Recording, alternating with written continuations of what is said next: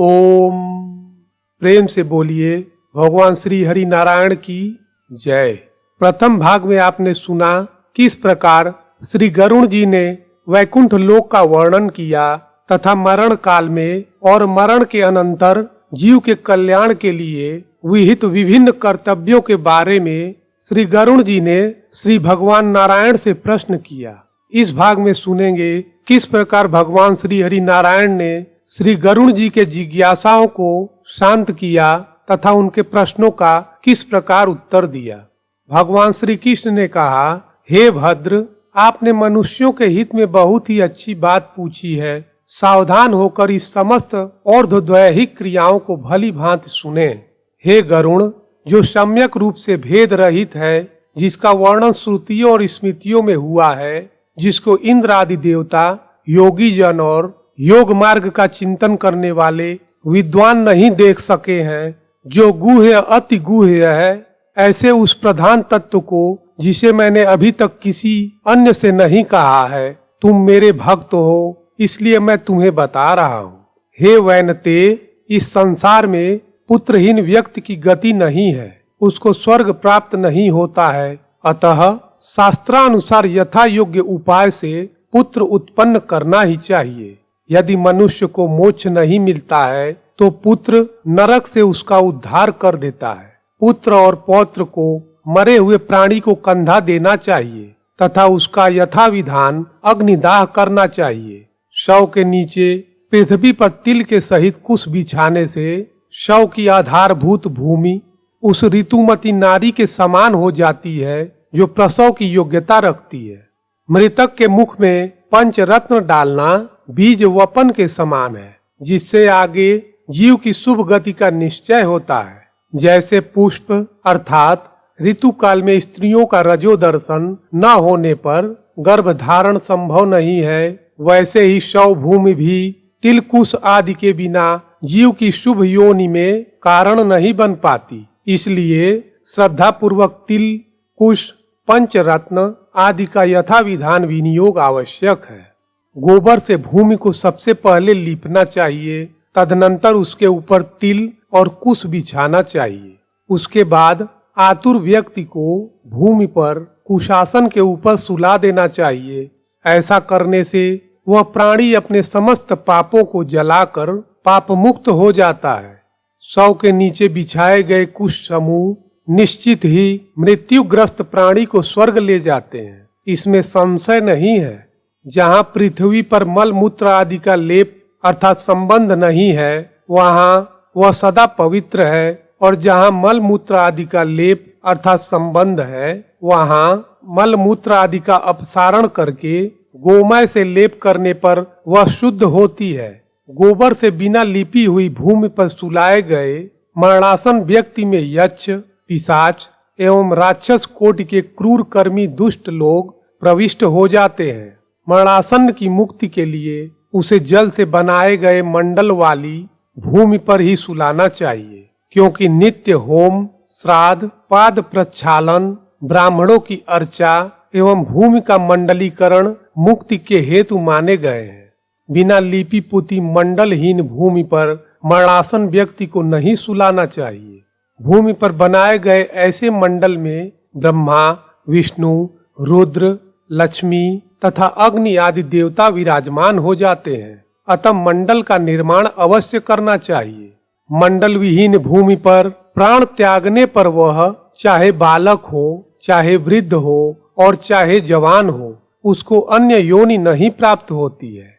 हे तार्क्ष, उसकी जीवात्मा वायु के साथ भटकती रहती है। उस प्रकार की वायुभूत जीवात्मा के लिए न तो श्राद्ध का विधान है और न तो जल तर्पण की क्रिया ही बताई गई है। हे गरुण, तिल मेरे पसीने से उत्पन्न हुए हैं, अतः तिल बहुत ही पवित्र है। तिल का प्रयोग करने पर असुर, दानव और दैत्य भाग जाते हैं। तिल श्वेत, कृष्ण और गोमूत्र वर्ण के समान होते हैं। वे मेरे शरीर के द्वारा किए गए समस्त पापों को नष्ट करें, ऐसी भावना करनी चाहिए। एक ही तिल का दान स्वर्ण के 32 सेर तिल के दान के समान है। तर्पण, दान एवं होम में दिया गया तिल का दान अक्षय होता है। कुश मेरे शरीर के रोमों से उत्पन्न हुए हैं और तिल की उत्पत्ति मेरे पसीने से हुई है।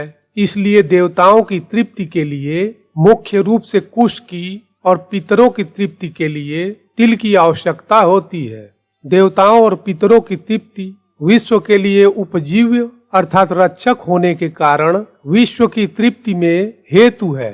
अतः अपसव्य आदि श्राद्ध की जो विधियां बताई गई हैं, उन्हीं विधियों के अनुसार मनुष्य को ब्रह्मा, देव देवेश्वर तथा पितृजनों को संतृप्त करना चाहिए।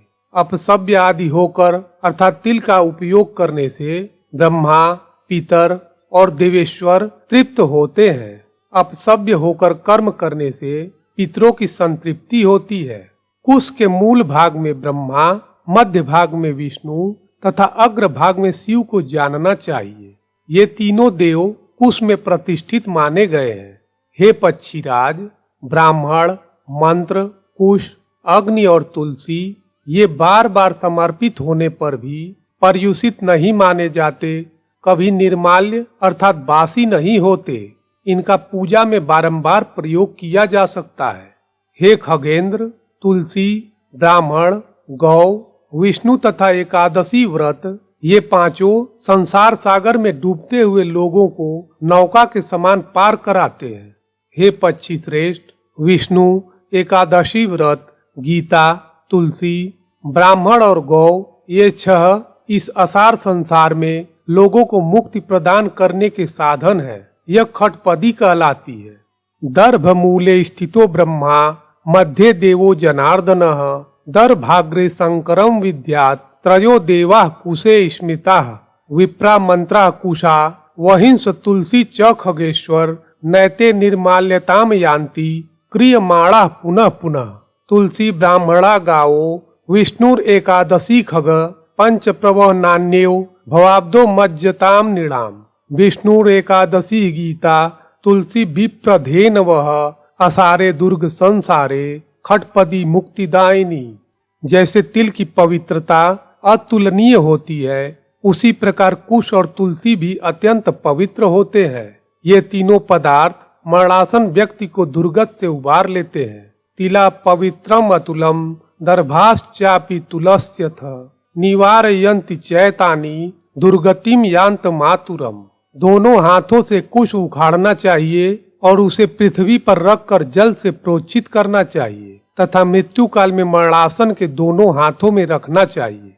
जिसके हाथों में कुशाएं हैं और जो कुश से परिवेष्टित कर दिया जाता है, वह मंत्रहीन होने पर अर्थात उसकी समंत्रक क्रियाएं न हो पाई हो तब भी विष्णु लोक को प्राप्त करता है। इस असार संसार सागर में भूमि को गोबर से लीप कर उस पर मृत मनुष्य को सुलाने से और कुशासन पर स्थित करने से तथा विशुद्ध अग्नि में दाह करने से उसके समस्त पापों का नाश हो जाता है।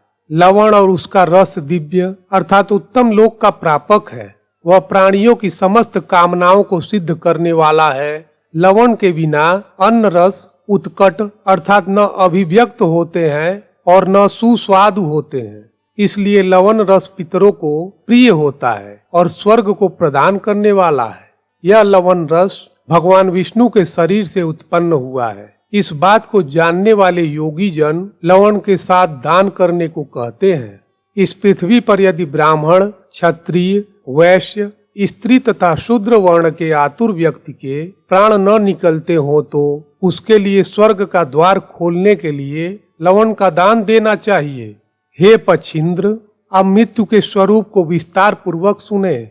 मृत्यु ही काल है। उसका समय आ जाने पर जीवात्मा से प्राण और देह का वियोग हो जाता है। मृत्यु अपने समय पर आती है। मृत्यु कष्ट के प्रभाव से प्राणी अपने किए कर्मों को एकदम भूल जाता है।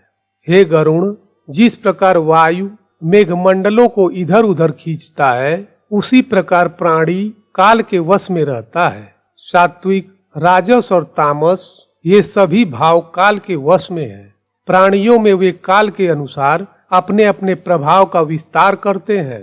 हे सर्पहंता गरुण, सूर्य, चंद्र, शिव, वायु, इंद्र, अग्नि, आकाश, पृथ्वी, मित्र, औषधि, आठों वसु, नदी, सागर और भाव अभाव ये सभी काल के अनुसार यथा समय उद्भूत होते हैं, बढ़ते हैं, घटते हैं और मृत्यु के उपस्थित होने पर काल के प्रभाव से विनष्ट हो जाते हैं।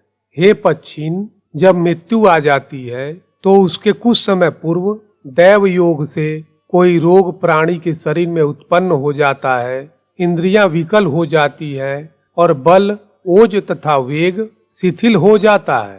हे खग, प्राणियों को करोड़ों बिच्छुओं के एक साथ काटने का जो अनुभव होता है उससे मृत्यु जनित पीड़ा का अनुमान करना चाहिए।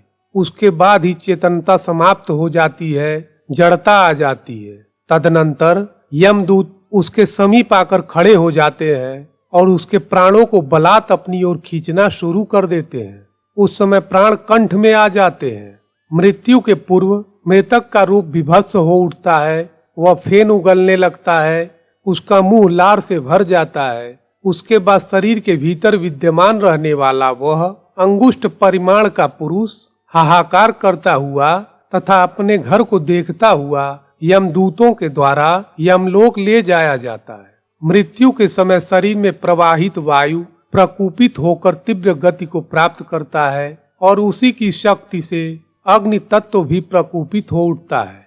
बिना ईंधन के प्रदीप्त उष्मा प्राणी के मर्म स्थानों का भेदन करने लगती है, जिसके कारण प्राणी को अत्यंत कष्ट की अनुभूति होती है। परंतु भक्त जनों एवं भोग में अनासक्त जनों की अधोगति का निरोध करने वाला उदान नामक वायु ऊर्ध्व गति वाला हो जाता है।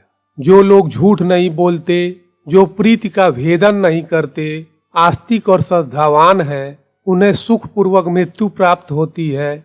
जो काम, ईर्ष्या और द्वेष के कारण स्वधर्म का परित्याग न करे, सदाचारी और सौम्य हो, वे सब निश्चित ही सुख पूर्वक मरते हैं। जो लोग मोह और अज्ञान का उपदेश देते हैं, वे मृत्यु के समय महाअंधकार में फंस जाते हैं। जो झूठी गवाही देने वाले, असत्यभाषी, विश्वासघाती और वेद निंदक हैं, वे मूर्छा रूपी मृत्यु को प्राप्त करते हैं।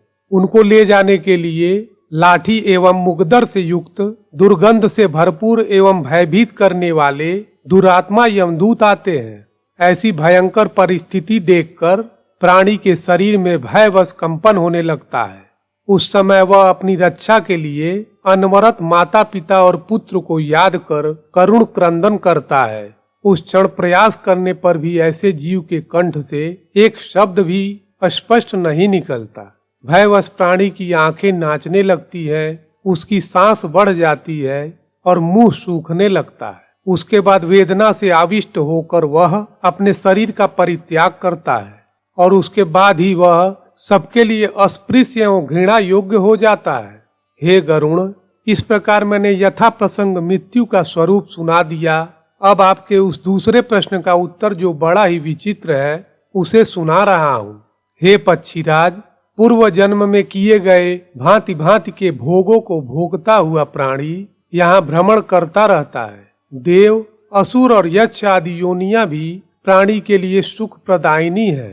मनुष्य, पशु पक्षी आदि योनियां अत्यंत दुखदायिनी है। हे खगेश्वर, प्राणी को कर्म का फल तारतम्य से इस योनि में प्राप्त होता है। अब मैं इसी प्रसंग में आपसे कर्म विपाक का वर्णन भी करूंगा। हे गरुण, प्राणी अपने सत्कर्म एवं दुष्कर्म के फलों की विविधता का अनुभव करने के लिए इस संसार में जन्म लेता है। जो महापातकी, ब्रह्म हत्या आदि महापातक जन्य अत्यंत कष्टकारी रौरव आदि नरक लोकों का भोग भोग कर कर्म क्षय के बाद पुनः इस पृथ्वी पर जिन लक्षणों से युक्त होकर जन्म लेते हैं, उन लक्षणों को आप मुझसे सुने। हे खगेंद्र, ब्राह्मण की हत्या करने वाले महापातकी को मृग, अश्व, सूकर और ऊंट की योनि प्राप्त होती है। स्वर्ण की चोरी करने वाला कृमि, कीट और पतंग योनि में जाता है। गुरु पत्नी के साथ सहवास करने वाले का जन्म क्रमशः तृण, लता और गुल्म योनि में होता है। ब्रह्मघाती क्षय रोग का रोगी, मद्यपी, विकृत दंत, स्वर्ण चोर कुनखी और गुरु पत्नीगामी चर्म रोगी होता है। जो मनुष्य जिस प्रकार के महापातकियों का साथ करता है, उसे भी उसी प्रकार का रोग होता है। प्राणी 1 वर्ष पर्यंत पतित व्यक्ति का साथ करने से स्वयं पतित हो जाता है। परस्पर वार्तालाप करने तथा स्पर्श, निश्वास, सहयान, सहभोज, सह आसन, याजन, अध्यापन तथा योनि संबंध से मनुष्यों के शरीर में पाप संक्रमित हो जाते हैं। दूसरे की स्त्री के साथ सहवास करने और ब्राह्मण का धन चुराने से मनुष्य को दूसरे जन्म में अरण्य तथा निर्जन देश में रहने वाले ब्रह्म राक्षस की योनि प्राप्त होती है। रत्न की चोरी करने वाला नेकिष्ट योनि में जन्म लेता है। जो मनुष्य वृक्ष के पत्तों की और गंध की चोरी करता है उसे छछुंदर की योनि में जाना पड़ता है। धान्य की चोरी करने वाला चूहा, यान चुराने वाला ऊंट तथा फल की चोरी करने वाला बंदर की योनि में जाता है। बिना मंत्रोच्चार के भोजन करने पर कौवा, घर का सामान चुराने वाला गिद्ध, मधु की चोरी करने पर मधुमक्खी, फल की चोरी करने पर गिद्ध, गाय की चोरी करने पर गोह और अग्नि की चोरी करने पर बगुले की योनि प्राप्त होती है। स्त्रियों का वस्त्र चुराने पर श्वेत कुष्ठ और रस का अपहरण करने पर भोजन आदि में अरुचि हो जाती है। कांसे की चोरी करने वाला हंस दूसरे के धन का हरण करने वाला अपस्मार रोग से ग्रस्त होता है तथा गुरुहंता, क्रूर कर्मा बौना और धर्म पत्नी का परित्याग करने वाला शब्द वेदी होता है। देवता और ब्राह्मण के धन का अपहरण करने वाला दूसरे का मांस खाने वाला पांडु रोगी होता है। भक्ष्य और अभक्ष्य का विचार न रखने वाला अगले जन्म में गंडमाला नामक महारोग से पीड़ित होता है। जो दूसरे की धरोहर का अपहरण करता है वह काना होता है। जो स्त्री के बल पर इस संसार में जीवन यापन करता है वह दूसरे जन्म में लंगड़ा होता है। जो मनुष्य पति परायणा अपनी पत्नी का परित्याग करता है वह दूसरे जन्म में दुर्भाग्यशाली होता है। अकेला मिष्ठान खाने वाला वात गुल्म का रोगी होता है। कोई व्यक्ति यदि किसी ब्राह्मण पत्नी के साथ सहवास करे तो श्रृंगाल, सैया का हरण करने वाला दरिद्र, वस्त्र का हरण करने वाला पतंग होता है। मात्सर्य दोष से युक्त होने पर प्राणी जन्मांध, दीपक चुराने वाला कपाली होता है। मित्र की हत्या करने वाला उल्लू होता है। पिता आदि श्रेष्ठ जनों की निंदा करने से प्राणी क्षय का रोगी होता है। असत्यवादी, हकलाकर बोलने वाला और झूठी गवाही देने वाला जलोदर रोग से पीड़ित रहता है। विवाह में विघ्न पैदा करने वाला पापी मच्छर की योनि में जाता है। यदि कदाचित उसे पुनः मनुष्य की योनि प्राप्त भी होती है तो उसका ओठ कटा होता है। जो मनुष्य चतुष्पथ पर मलमूत्र का परित्याग करता है वह वृषल अर्थात अपशुद्र होता है। कन्या को दूषित करने वाले प्राणी को मूत्र कृच्छ और नपुंसकता का विकार होता है। जो वेद बेचने का अधर्म करता है वह व्याघ्र होता है। अयाज्य का यज्ञ करने वाले को सुअर की योनि प्राप्त होती है। अभक्ष्य भक्षण करने वाला व्यक्ति बिलौटा और वनों को जलाने वाला खद्योत अर्थात जुगनू होता है। बासी एवं निषिद्ध भोजन करने वाले को कृमि तथा मात्सर्य दोषों से युक्त प्राणी को भ्रमर की योनि मिलती है। घर आदि में आग लगाने वाला कोढ़ी और अदत्त का आदान करने से मनुष्य बैल होता है। गायों की चोरी करने पर सर्प तथा अन्न की चोरी करने पर प्राणी को अजीर्ण रोग होता है। जल की चोरी करने पर मछली, दूध की चोरी करने से बलाकिका और ब्राह्मण को दान में बासी भोजन देने से कुबड़े की योनि प्राप्त होती है। हे पच्छिन, जो मनुष्य फल चुराता है उसकी संतति मर जाती है। बिना किसी को दिए अकेले भोजन करने वाला व्यक्ति दूसरे जन्म में संतानहीन होता है। संन्यास आश्रम का परित्याग करने वाला आरूढ़ पतित अर्थात पिशाच होता है। जल की चोरी करने से चातक और पुस्तक की चोरी करने से प्राणी जन्मांध होता है। ब्राह्मणों को देने की प्रतिज्ञा करके जो नहीं देते हैं उन्हें सियार की योनि प्राप्त होती है। झूठी निंदा करने वाले लोगों को कछुए की योनि में जाना पड़ता है। फल बेचने वाला दूसरे जन्म में भाग्यहीन होता है। जो ब्राह्मण शूद्र कन्या से विवाह कर लेता है वह भेड़िए की योनि प्राप्त करता है। अग्नि को पैरों से स्पर्श करने पर प्राणी बिलौटा और जीवों का मांस खाने पर रोगी होता है। जो मनुष्य जल के स्रोत को विनष्ट करते हैं वे मछली होते हैं। जो लोग भगवान हरि की कथा और साधु जनों की प्रशस्ति नहीं सुनते उन मनुष्यों को कर्ण मूल रोग होता है। जो व्यक्ति पराये के मुंह में स्थित अन्न का अपहरण करता है वह मंद बुद्धि होता है। जो देव पूजन में प्रयुक्त होने वाले पत्र आदि उपकरणों का अपहारक है उसे गंडमाला रोग होता है।